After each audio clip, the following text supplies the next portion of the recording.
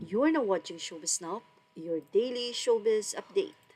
Matapos nga ang usap-usapan ng hiwalayang Katniel, Catherine Bernardo at Daniel Padilla, at ang di umano ay lihim na pagkikita nila Andrea Brillantes at Daniel Padilla, ay nagsalita na nga ang sikat na aktres na si Andrea. Ito'y binasag na nga ni kapamilya star Andrea Brillantes ang kanyang katahimikan matapos maugnay sa kapwa niya kapamilya star na si Daniel Padilla. Real at real-life partner nga ni outstanding Asian star Catherine Bernardo o masikat sa tawag na Katniel.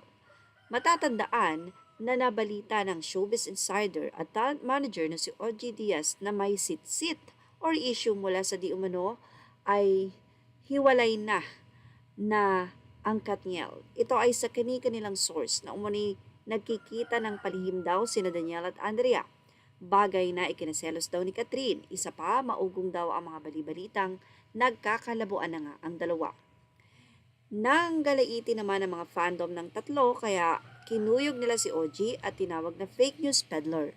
Nilinaw naman ni OG na maging siya umaasam na hindi totoo ang nabalita niya na mula naman umano sa kanyang impormante na mukhang ang impormanting ito ay reliable source talaga. Nagsorry din si OG in general kung may nasaktan man siyang mga artista at individual sa kanyang mga naging balita. Lalo namang umingay na may sigalot sa pagitan nila Catherine at Andrea nang mapabalitang nag-unfollow itong si Catherine Bernardo kaya Andrea Brillantes sa mga Instagram account nito. Sa kanyang personal X account ay nagpost naman si Andrea tungkol sa issue. Aniya, so rumors are flying around, but let me set the record straight. I've always said I won't play a part in breaking someone's relationship over baseless speculations. Yan nga ang naging paliwanag ni Andrea Brillantes. Aniya pa, been in the shoes of betrayal and it's a feat I won't do on anyone else. Matapos nga ang naging pahayag na ito ni kapamilya star Andrea Brillantes, ay nananatili naman tahimik pa rin ang kampo ni Catherine hinggil sa isyung ito.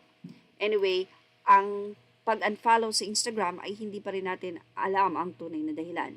Kung sakali na sinabi ito ni Andrea Brillantes, ibig sabihin walang katotohanan ang issue or rumored na pagkikita ni Daniel at ni Andrea ng palihim. At iyan ang ating Showbiz Now update. Images are all credit to the rightful owners and thank you for watching Showbiz Now.